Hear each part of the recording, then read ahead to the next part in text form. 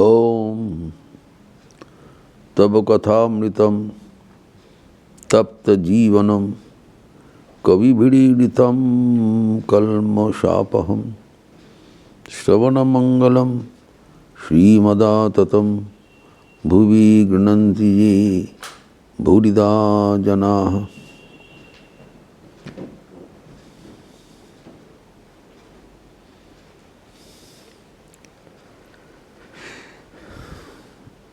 भगवान के 24 अवतार के बारे में बातचीत चल रहा था।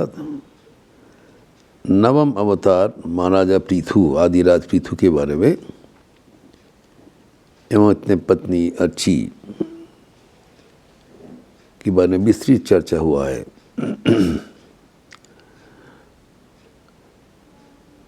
क्रमानुसार परवर्ती दसम एवं 11 अवतार थे मत्स्य एवं कूर्म, जिसके बारे में विस्तारित चर्चा हम दशावतार पर्व में कर चुका हूँ।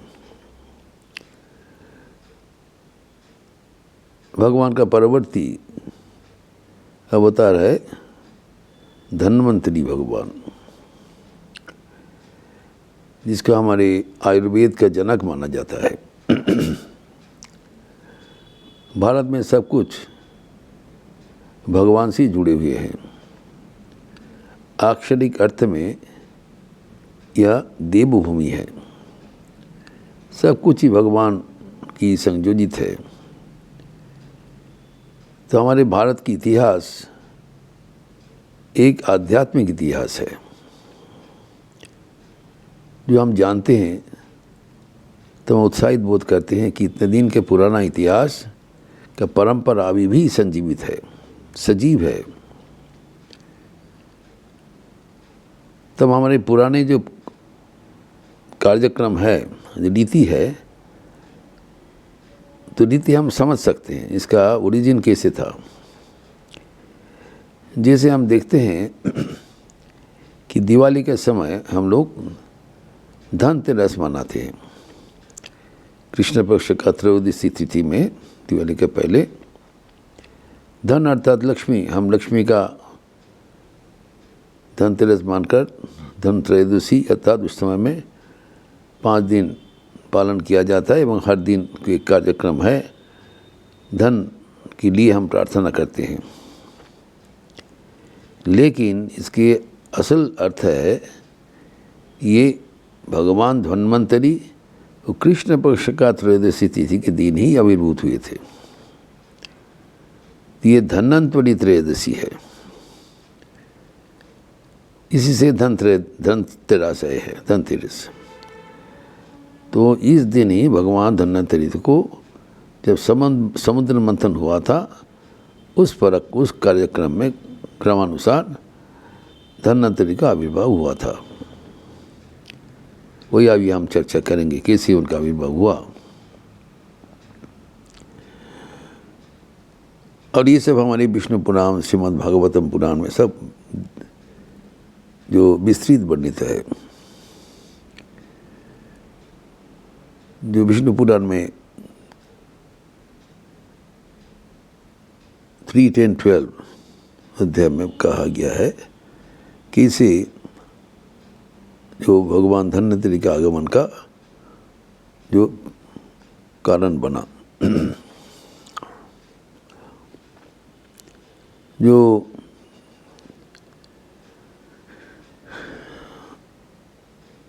धन्वंतरी का आगमन कभी और 2 चीज़ है, वो 2 बार आए थे इस कल्प में।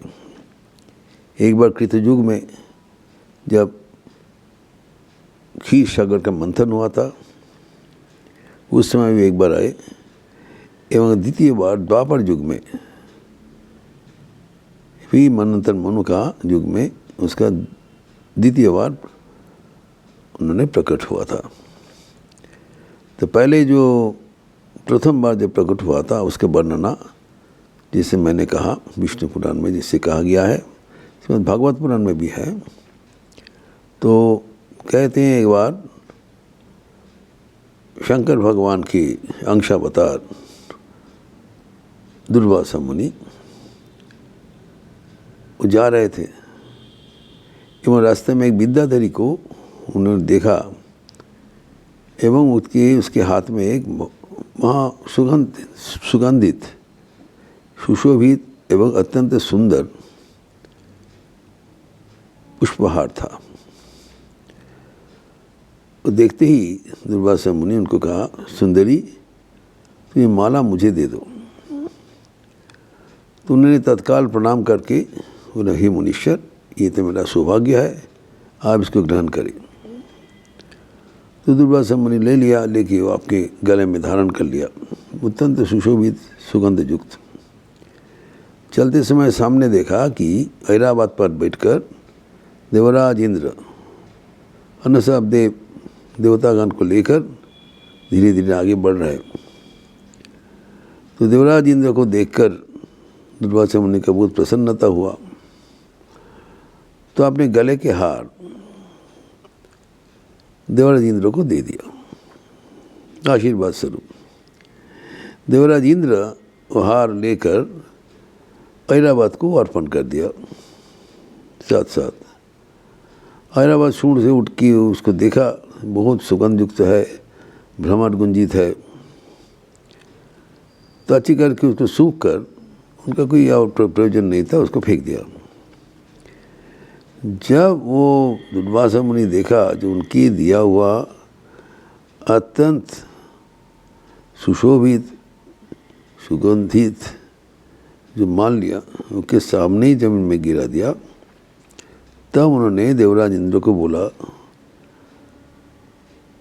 जो चीज़ तुम वहाँ फेंक दिया तुमको पता नहीं था, ये सौभाग्य का प्रतीक है। आप इसको इनको अनादर किया, आप सब देवताओं के साथ श्रीहीन हो जाओगे और तब तुम समझोगे क्या भयानक अन्याय आपने किया है।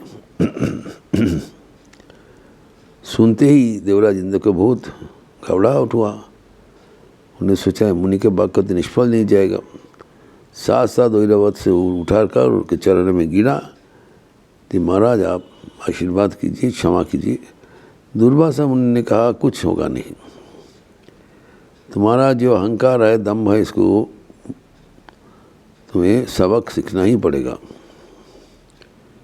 तुम जो भी हो, हम इस श्राप वापस नहीं लेंगे, बोल के चले गए दुर्वासा मुनि।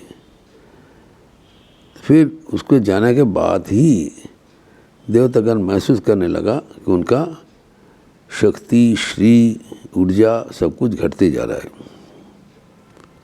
अचानक ये जो पाप कर्म किया है, उनका अनादर किया, अपमान किया, इसके प्रतिदान से सब देवताओं को झेलना पड़ रहा है। तब उन्होंने बड़ा भयभीत हो गए। और इस बीच में ही खबर जो दैत्यगण के पास पहुंची, तब बलि का राजत्व चल रहा था असुरों का भीतर।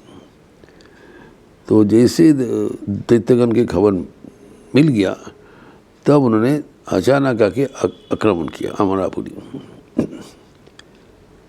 और कुछ समय के भीतर ही वो पूरा अमरापुरी अधिकार करके देवतागण को हटा दिया।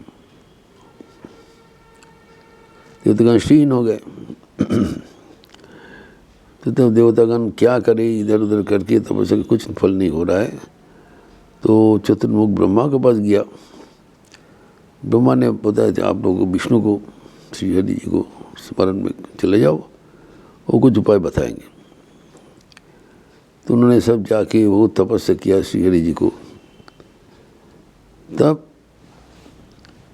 उन्होंने आविर्भाव हुआ और उनका जो समस्या सुना। तब उन्होंने बताया, देखो अभी तुम लोग हतश्री हो गए और दैत्यगण का राज चल रहा है। इससे निकलने के लिए तुम्हें थोड़ा कौशल अवलंबन करना पड़ेगा। ये बारंबार तुम्हें जो श्रीहीन हो जा रहे हो, इस कारण इसको रोकने के लिए तुम्हें जो जरा एवं मृत्यु का पराक्रम, इसको अतिक्रम करना पड़ेगा। जरा मरण से अतिक्रम करने के लिए तुम्हें अमृत को पान करना पड़ेगा। और अमृत जो वो अभी सागर का नीचे है, संरक्षित है, उसको ऊपर में लाने के लिए सागर का मंथन करना जरूरी है। और मंथन सिर्फ आप लोग का बलबूते नहीं होगा। मंथन करने के लिए तो दैत्यगण और देवतागण दोनों का हाथ लगाना पड़ेगा। तो आपका जो कौशल सब नारायण ने बता दिया। तुम लोग अभी जो